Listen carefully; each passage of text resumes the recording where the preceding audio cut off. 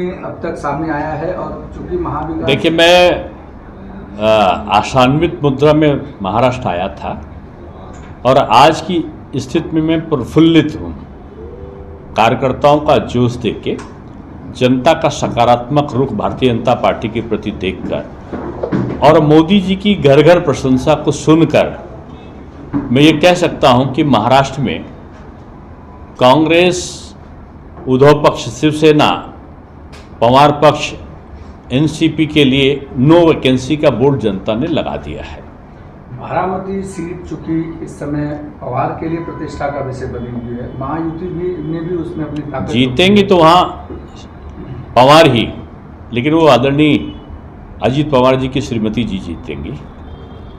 अब वहाँ पे फूले जी का मैं समझता हूँ कि कोई भी चांस दिखाई नहीं पड़ता। मैं पूरे दिन रहा हूँ वहाँ पर और सभी विंग की जो कार्यकर्ताओं का उत्साह मैंने देखा है, मैं समझता हूँ कि बारामती का जो मार्जिन होगा वो लाखों में होगा, हजारों में नहीं होगा और एक बहुत बड़ी जीत की तरफ वहाँ महायुति का प्रत्याशी बढ़ रहा है। खास करके महाविकास अघाड़ी लगातार मोदी जी के ऊपर जिस तरीके से कटाक्ष कर रही है, जिस तरीके से ये कह रही है कि जो वादे किए थे वो उन्होंने पूरे नहीं किए, 10 साल तक वो सिर्फ बोलते ये महाअघाड़ी कहते हो आप, इसको महाबिगाड़ी है। ये विकास को बिगाड़ती है, समन्वय को बिगाड़ती है, आपसी सौहार्द को बिगाड़ती है। इसको महाबिगाड़ी करना चाहिए। ये तमाम लोगों के परिवार को भी बिगाड़ दिया है। इसलिए कांग्रेस का जो एक शिकंजा है, इसने पहले देश को बांटा, अब इसने उद्धव जी के परिवार को भी बांट दिया, उनकी पार्टी को भी बांट दिया, शरद पवार जी को भी बांट दिया। तो कांग्रेस घर में बटी हुई है। ये सब अपने परिवार की चिंता करने वाले परिवारवादी लोगों का समूह है कांग्रेस, और बीजेपी राष्ट्रवादियों का समूह है। इनके परिवार के सदस्य वही होते हैं जिनसे खून के रिश्ते होते हैं महाअघाड़ी में, और बीजेपी का आम जनता उसकी मोदी परिवार है और आम जनता के लिए मोदी जी और उनके समर्थन में सब लोग काम कर रहे हैं। जिस तरीके से उद्धव ठाकरे लगातार, उद्धव जी दया के पात्र हैं।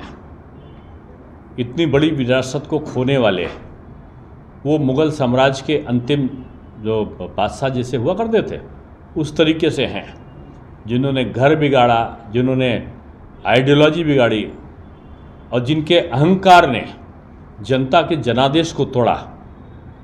तो उनके नारों का प्रभाव थोड़ी पड़ेगा, उनके कार्यों का प्रभाव जनता पे पड़ेगा।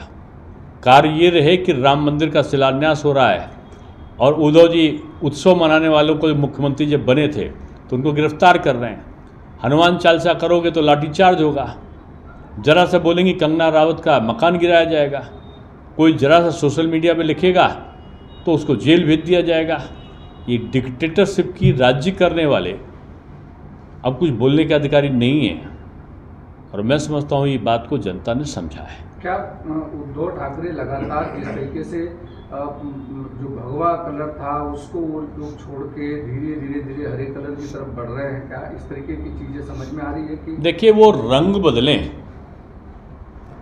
अब रंग बदलने में उनको महारत हासिल हुई है, ये बात सही है, और उनके रंग बदलते जाएंगे, लेकिन बीजेपी चाहती है कि वो बदरंग ना हो, लेकिन वो कांग्रेस के साथ जो रहेगा वो बदरंग ही होगा, और बीजेपी के साथ जो रहेगा वो केसरिया में लिपटा हुआ वो राष्ट्रीय रंग में रहेगा।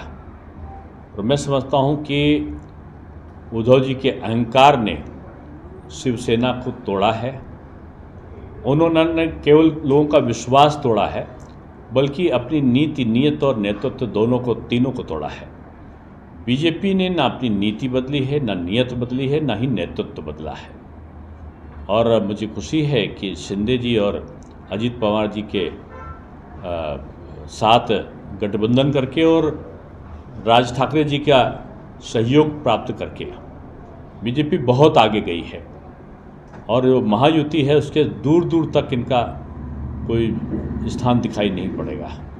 तो संजय निरुपम के बारे में आपने बीजेपी से मिलने की शंका है जी? संजय निरुपम जी जो बीजेपी से मिलने की शंका है, क्या अमल करती है उसके? देखिए, बहुत सारे लोग हैं जो समाज में अपना एक अच्छा स्थान रखते हैं और लोगों से मिलना मिलाना ये तो राजनीतिक एक प्रक्रिया का अंग है।